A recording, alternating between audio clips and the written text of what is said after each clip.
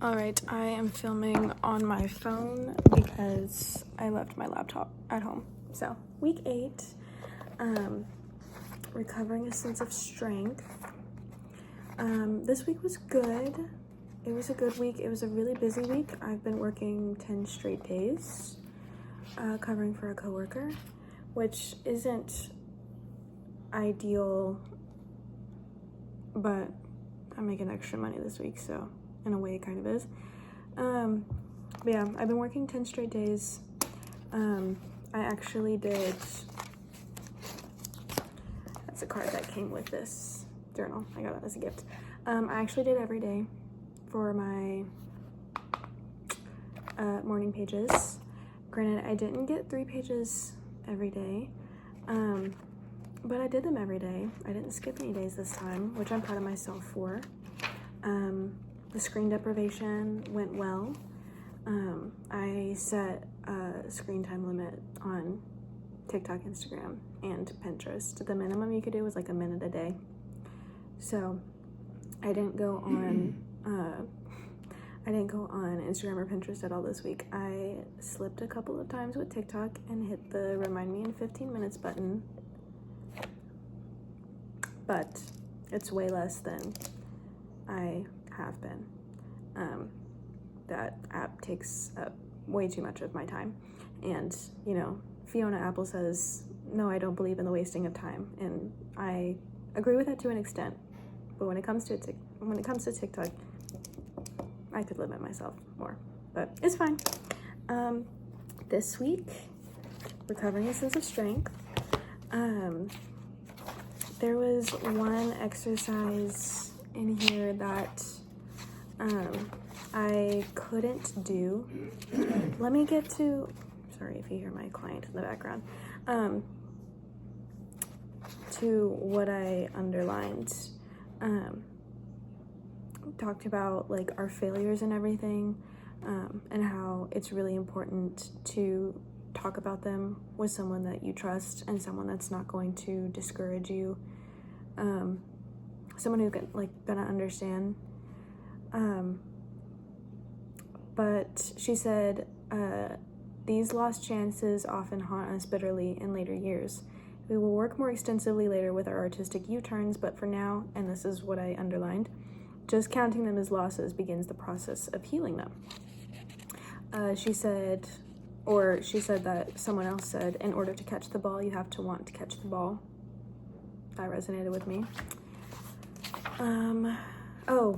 This little portion. Question, do you know how old I'll be by the time I learn to play the piano? The answer is the same age you will be if you don't. Reminded me of this, funnily enough, TikTok comment interaction where someone said that's going to take ages, and the other person responded, the time will pass anyways. This paragraph, she said, in a sense, no creative act is ever finished. You can't learn to act because there is always more to learn. Arguably, you cannot even direct a film because you will always be redirecting it even years later. You will know then what you might have done and what you will do next if you keep working. This doesn't mean that the work accomplished is worthless. Far from it. It simply means that doing the work points the way to new and better work to be done. And it reminded me of like last week when we were talking about perfectionism, and it reminded me of this one, my favorite author in like high school was Kiera Cass. She wrote the Selection series, The Siren, I think some other stuff. But I remember her saying in an interview, maybe, she said that she doesn't ever reread her books because she knows that if she does, she's just gonna find something to fix or something to change or anything like that. So it reminded me of that. I don't know if I resonated, like if I, when I start putting out creative projects, if I'm gonna do the same, if I'm in a movie, if I'm not gonna watch that movie back, or if I publish a book, if I'm not gonna reread the book, or if I put out a song, if I'm not gonna listen to it back. I don't think that I'm going to do that. Like, I think if I put out something creatively, I'm gonna like rewatch it, reread it or something. I actually find myself doing that just with like my posts already. Like I'll go back on my social media accounts and like look through it as if I'm like someone else to see how I'm like being perceived. I'll rewatch my story highlights. I'll rewatch my TikToks. I make these like vlogs of trips that I've taken, and I kind of turn it into like a music video. I love to rewatch those because I'm really proud of them and I like how they turned out. So I don't think I'm gonna abstain from consuming my content. But yeah, anyway, all that to say, there was one exercise that I couldn't really complete. I probably could have, but it was just not something I really resonated with. It's called Early Patternings, and it was like this little form thing that you filled out, and it was like, for example, some of the questions. As a kid, my dad thought my art was blank. That made me feel blank. As a kid, my mother taught me that my daydreaming was blank. That made me feel blank. The thing that ruined my chance to be an artist was blank. The teacher who shipwrecked my confidence was blank. I didn't really resonate with that. None of my authority figures in my life, mentors, parents, teachers, role models, ever discouraged me artistically. Like, I grew up in a very artistic family. We're all very musical and creative. So anytime I created anything, it wasn't ever met with discouragement or disdain. So yeah, I didn't really resonate with that, and I never really had like teachers that discouraged me with that either, that I remember.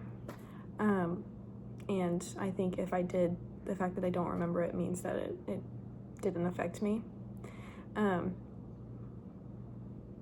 So yeah, I didn't fill this out. The other assignments, I wrote down affirmations every day after my morning pages that I chose. She has like a list of affirmations, and I chose a few of them, and I wrote them down every day. The assignments were like your ideal day, coming up with your dreams and your goals, and listing the ways that like how you know you will have achieved those goals is by, like, for example, let's say you want to be an actress. You'll know you'll have achieved that goal by being on Broadway, or someone else might be like in a soap opera. That was her example. So listing your dreams, I will know I have achieved this dream when I do this. But yeah, it was a really good week, busy week, insightful week. And week 9 is about recovering a sense of compassion. So that, I feel like this week is going to be interesting. And I will come back and update you. Love you.